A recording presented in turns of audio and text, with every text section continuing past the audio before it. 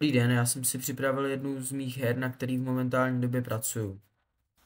Hru jsem pojmenoval Pilot Sim.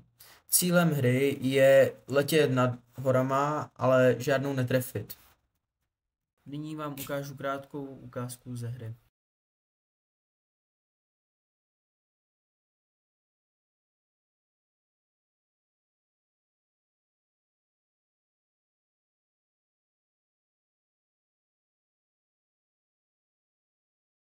Tady to je moje nejnovější verze, na který pracuji.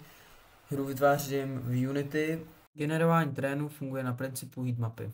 Mapa je obrázek, který má na sobě černý a bílý zbarvení. Čím tmavší je to zbarvení, tak v mém případě bude hlubší ta prohlubeň v terénu, naopak čím světlejší je, tím bude ten vrchol vyšší. V této verzi jsem se pokusil odejít od starého ovládání přes myši a klávesnici a začít používat tlačítka.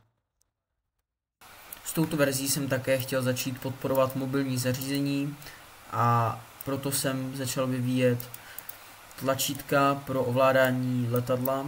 Hru bych stále chtěl vylepšovat o například skiny na letadlo, které by se daly získat vlastně sbíráním herní měny, a zároveň bych se chtěl zaměřit na lepší grafickou stránku hry. Děkuji za pozornost a nashledanou.